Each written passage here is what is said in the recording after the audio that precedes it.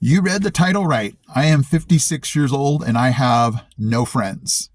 Now, obviously, I have friends at work and I have my wife, who's my best friend.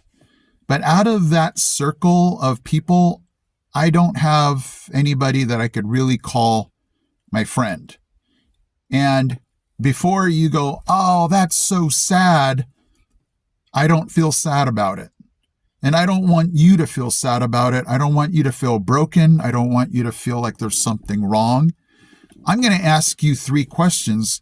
And if you say no to any of these, I still don't want you to feel broken. But if you say yes to all 3, then it's okay to not have any friends. Okay, so here we go. Question number 1. Do you feel at peace every day with the situation of not having any friends? Which means when you wake up, do you dwell on the fact that you don't have that person you would call a friend, again, outside of work or your spouse? If that's the case, then you're at peace. And the reason you might be at peace like me is you're finding that solitude just by yourself. I work with students at a school, and a lot of times I need that downtime to just not hear people anymore or have to talk to people anymore. Sometimes I'll just retreat to my room and just need that quiet space and not search out somebody to talk to. And so a lot of times just being by myself gives me that chance to think, reflect, and not have necessarily somebody to be talking to or have talking to me. So again, if you feel at peace, I would say that's a good sign. But again, if your answer was no, that you're not feeling peace, again, that's not meaning that you're broken. That just means that the situation for you at this moment, you're just looking for that connection, and that can happen at any moment.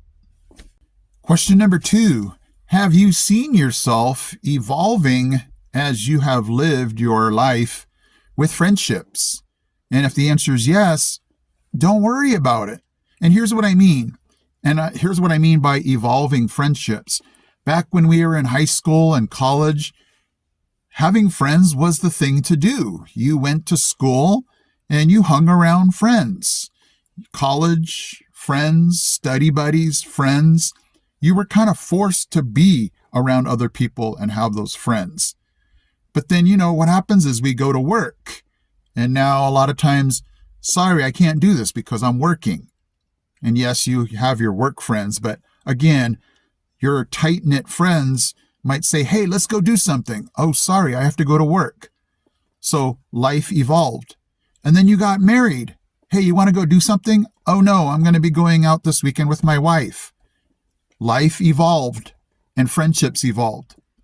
Hey, do you want to go out this weekend? Sorry, I have to stay home and take care of the kids, or we're going to take a family trip. Your friendships evolved because you got a job, you have a family, and so you can see how time has evolved where your friends that you might have had in high school or college, now that dynamic has changed. And so if you can see that dynamic, you might realize, like I did, oh yeah, that's the reason why my friendships back in high school and college don't feel the same way they do now, because you're different. I'm different. Friendships are different. So we have our life and so many responsibilities. And now those friendships that we had back in high school, because we had so much spare time, now they get squeezed out because we have less time. And that's not a reflection of bad people. That's just a reflection of how our life has changed. So again, to review that question, have you seen and, evolving of your life and these friendships? Where do you have that friend or friends that you used to talk to so many days, hours, weeks, months, and now all of a sudden you don't even talk to them anymore? And don't feel guilty, because again, there wasn't any plan book that said, hey, you must call that person every few weeks once you got married, once you had kids.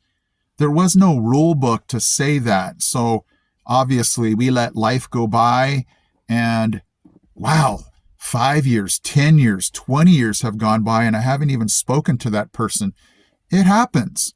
Now, if you want to sit down and try to reach out to that person, awesome. But I wouldn't say because you haven't talked to that person that you're a bad person, you should feel guilty. That's just the way it evolved. And if you feel guilty, call them. If you don't, I would not say that you should. That's just the way it works. And number 3, do you want or desire that friend?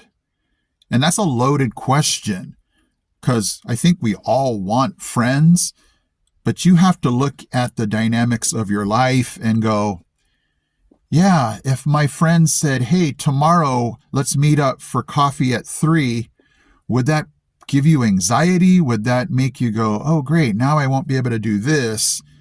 Because we have our independence, and we just understand that friendships takes a lot of commitment and what goes along with it.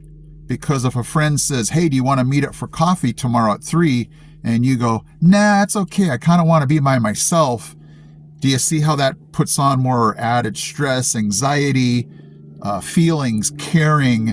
And so a lot of you might say, you know what? I don't necessarily want to have to meet up for somebody at 3 o'clock for coffee. And again, that's okay. Because like I just said in the first part, sometimes we just want that quiet time. We want to be that aloneness in our thoughts.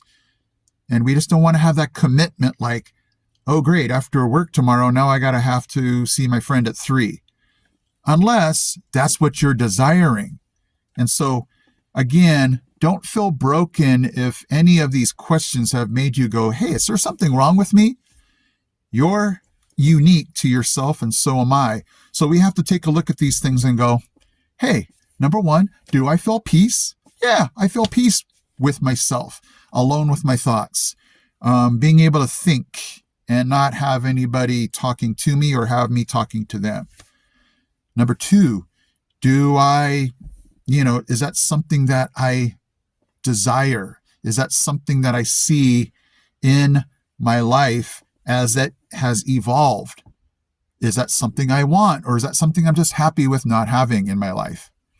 And then number 3, is that something that you even see as part of your life? Do you have a hole that needs to be filled with a friend?